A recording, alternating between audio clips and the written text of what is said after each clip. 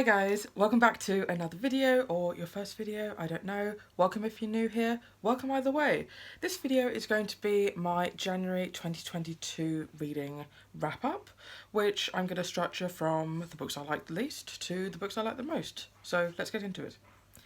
So I'm going to start with a couple of DNFs that I had.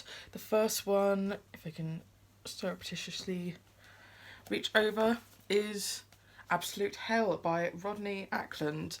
Now, this is a play that I basically picked up mainly because it had gay themes. It was mentioned in a non-fiction called Fabulosa, and I wanted to pick it up because of its importance in history. It was very controversial when it first got put on because one of the main characters is gay.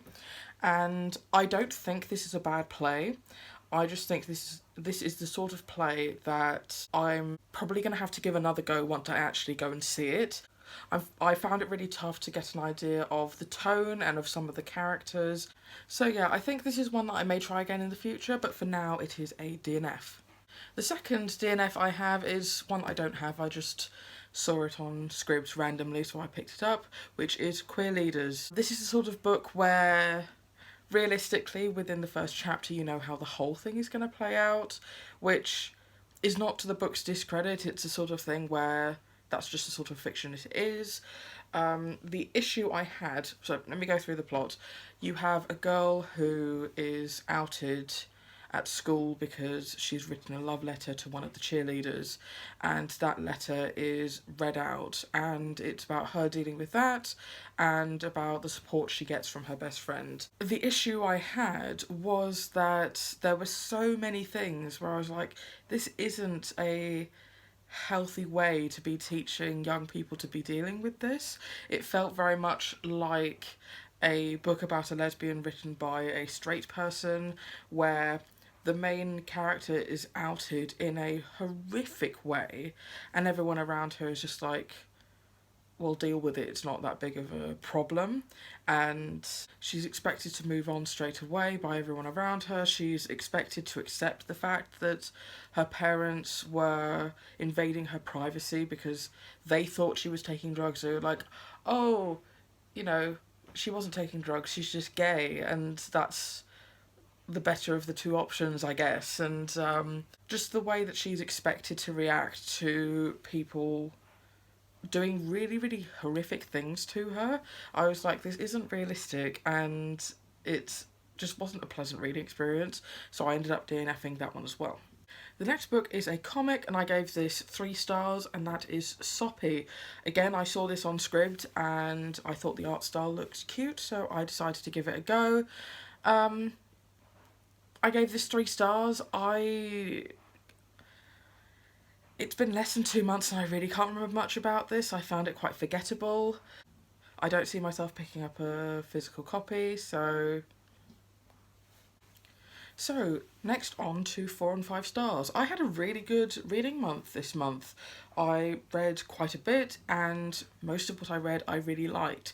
The first one I'm going to talk about is not actually on my Goodreads, because Goodreads is doing a funny thing where it says I've already read it, but then when I click that I've read it, it assigns that reading experience to another book I own. I don't know what is happening, but I read Sung with Love, which is a book about the poet Sappho.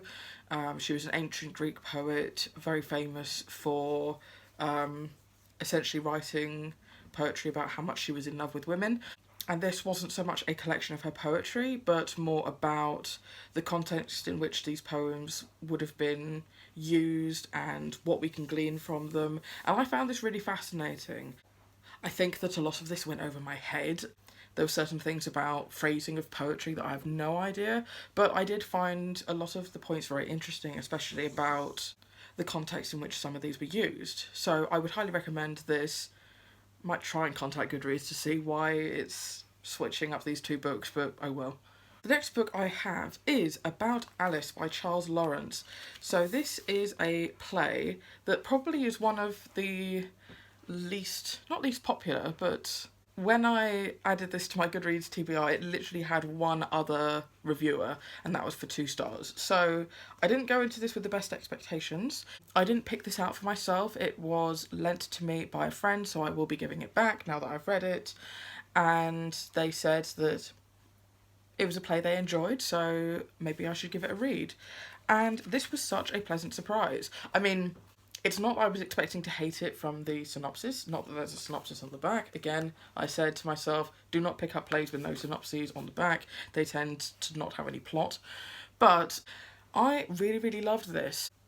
At the start of it, I was thinking it was a little bit gratuitous. I think there was quite a lot of talk about sex, and I was like, I don't see how this is useful for creating the characters. But as the play went on, it actually made a lot of sense for the characters to be talking about their sexual histories, and there was a moment or two as well where I was very concerned about how gay issues were going to be handled in here. But both of the times that that's brought up, the characters are like, that's not my thing, and it's just moved on, which I think is great for a book that came out in...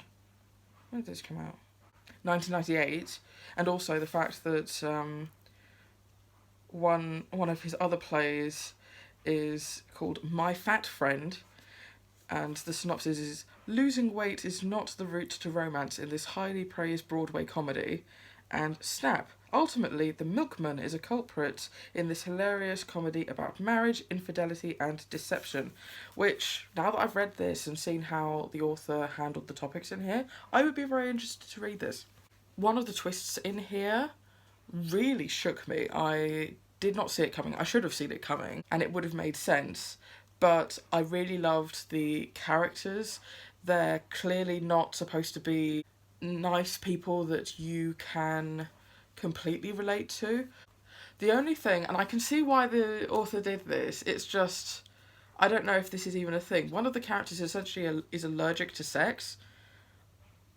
I don't know if that's a real thing, but it seemed like a weird way to get around a plot thing. So, I don't know, but have I even described the plot of this? No, it's essentially about a older woman with a checkered past, and she is visited by a journalist who wants to write the story of her husband's life, and it's about how all the people that have culminated in this house sort of have entangled pasts and relationships, and I really, really loved this, and I'd really love to put it on. So I highly recommend this.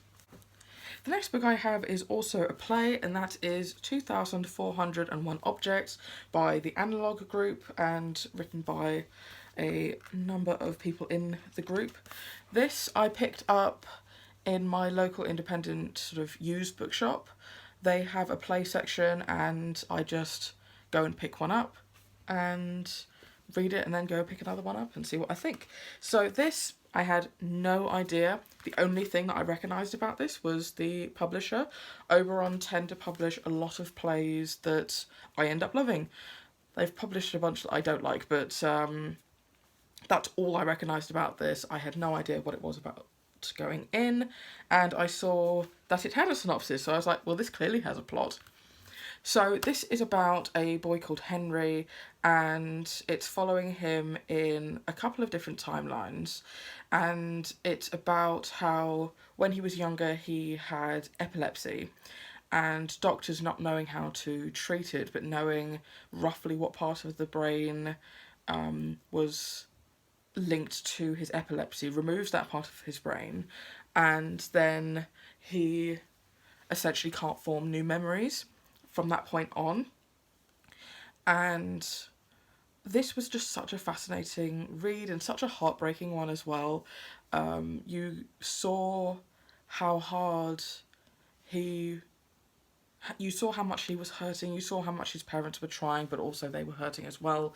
And when I found out what the title had to do with the actual storyline, I was just like, oh, that really, really hits hard. I would love to see this performed.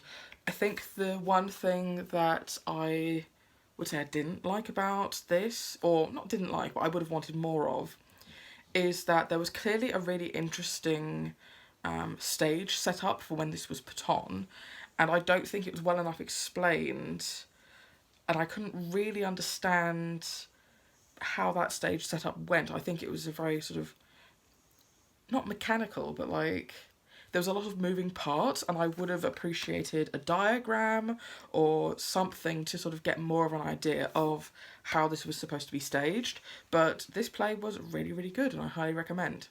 And the final 4-star I have is Love, Frankie by Jacqueline Wilson. I have not picked up a Jacqueline Wilson book in a good while. I must have read my last one in primary school, and I basically saw this in the works for very cheap, and I saw it had a rainbow on it, and on the back I heard it was a queer middle grade, which is something I want to be able to recommend to younger readers, so I wanted to read this and see what I thought. This was so excellent. It is the sort of book that branches together so many relatable topics that some young people have to go through, but it blended them in a way that none of them felt tacked on or just ticking off diversity points. The plot centres around Frankie, who is getting bullied in school, and she's finding school life very difficult, and one day the bully sort of completely changes tune, and they start hanging out together, and Frankie starts falling in love with the girl who used to bully her. And all the sort of issues I had with, say, the way that characters were acting, these characters are young teenagers, and I can imagine that a lot of the opinions in here and a lot of the ways that relationships sort of went are really relatable to being a young teenager. I mean, friendships that you hated someone one day and then people became best friends the next day. That's something that happens in younger schools. I didn't really like the way that she hated her body, in the way that she was looking up to people who were very, very skinny, and she didn't like how fat she was, even though she wasn't described as such. But again, that's something that's very real to a lot of young people. All you get shown in magazines, etc., are beauty standards that no one can really fit. So I can see why it was in there. And this had so many things that people are going to really identify with. Her mum is very, very ill, possibly terminally so, which is something you learn quite early on.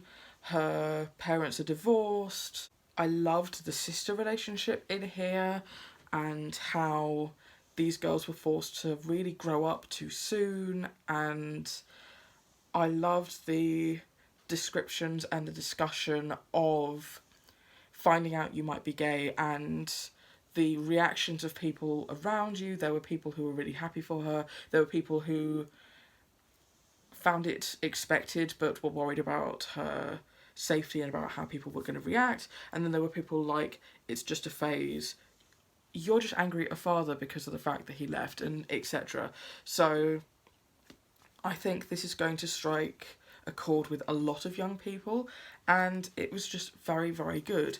I didn't give it the full 5-star just because I think my younger self would have given this 5 stars, but even now I think this was an excellent read, and I will definitely be recommending this as a queer middle grade that I think a lot of people are going to really vibe with. And and now we are on to my 5 stars, and I have quite a few. The first one is a comic, and that is Big Mushy Happy Lump by Sarah Scribbles, and this was great. I read this online and I wanted my own copy. I love the sort of fuzzy blue texture on the front cover, and it is essentially a collection of one-page comics about Sarah and just life, and this is super relatable. I love her art style. If you want to try this out. A lot of her stuff is already available to view online, and I highly recommend her art style, and I recommend this collection because it was really good. The next book I have here is More Than This by Patrick Ness. I finally got around to reading this one. It's a relatively chunky monkey. How long are you? 478 pages. I knew nothing about this going in. The back doesn't do much to describe the plot, and I don't think this is the sort of story that warrants knowing much going in.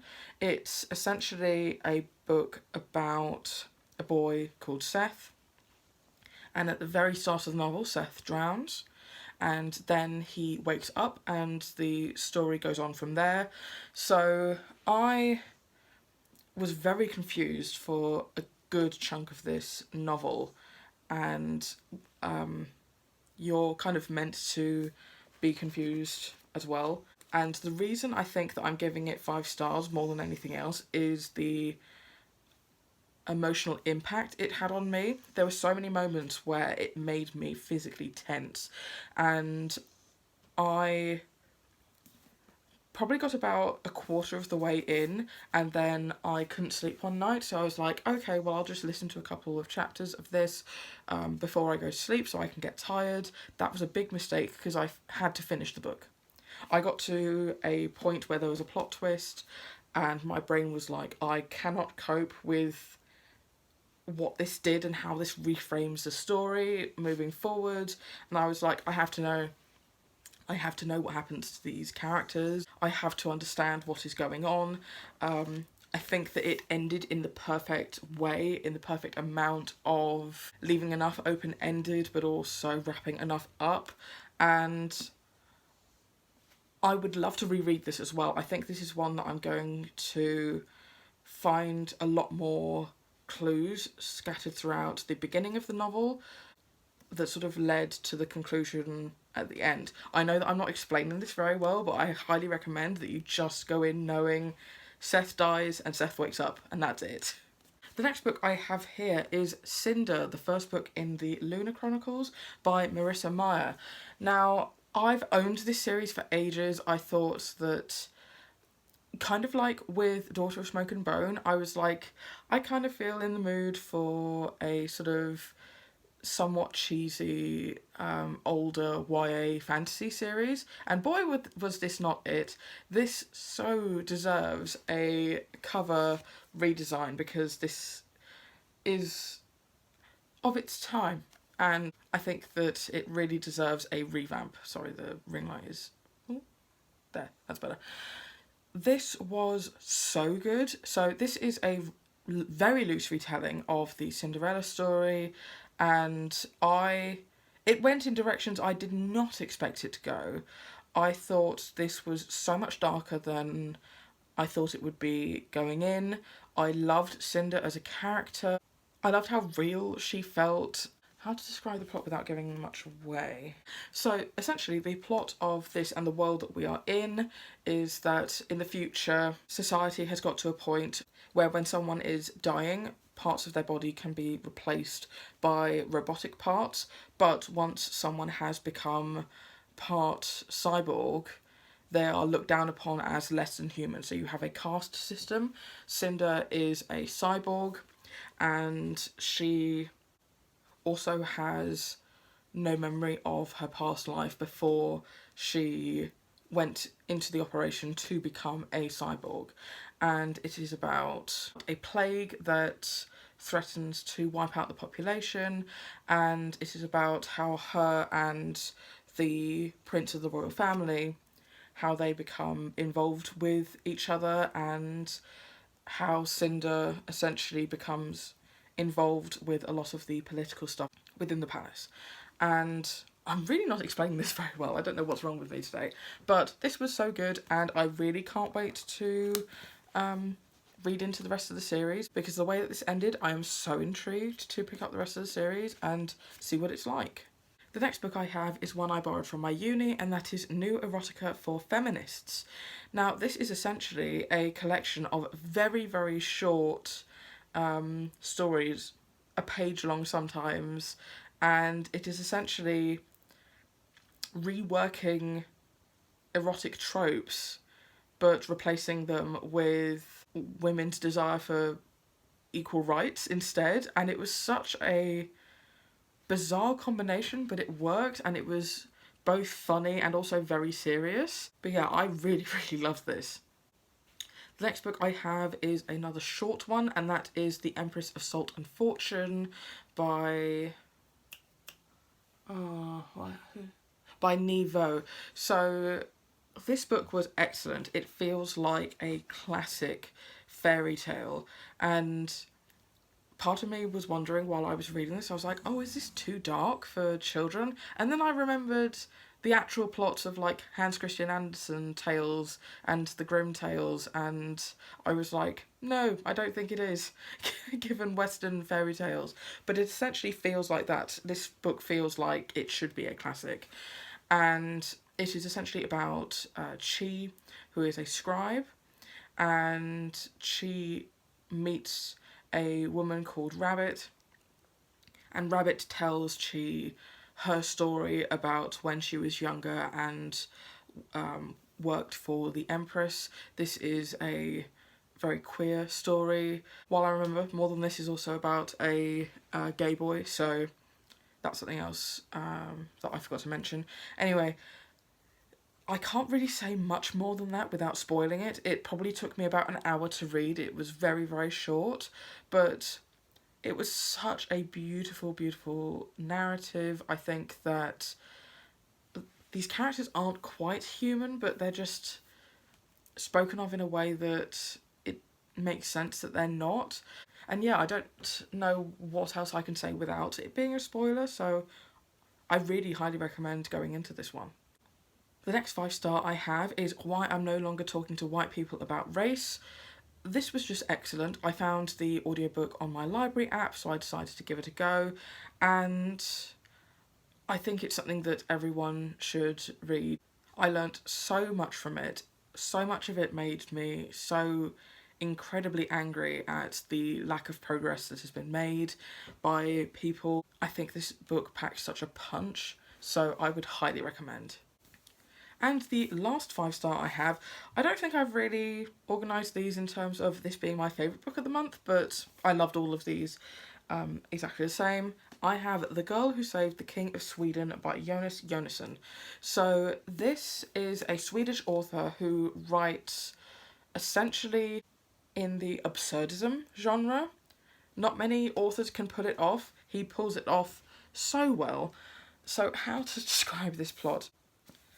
So it essentially follows the life of Nombeko, who is a black woman living in South Africa, and she, how to describe this? She somehow ends up becoming the owner of an atomic bomb that ends up in Sweden, and she needs to save the king from the bomb that she has. So it's such a bizarre tale. Jonas Jonasson tends to write books where the start of the novel tends to be very normal, and then every few lines something happens that just throws a complete spanner in the works. The only other book that I have finished by him is The 100-Year-Old Man Who Climbed Out the Window and Disappeared, and that one was also just incredible. I think this one had more structure to it. However, I think this one ended up feeling much more cleverly done, and I think this one has overtaken The 100-Year-Old Man in terms of my favourite Jonasson book, and this is just such a good story. Again, there are so many elements I really don't know how to describe to you in a way that would give you the tone of it. So I'm just going to read you this line on the back because I think it really well encapsulates what the plot is, essentially.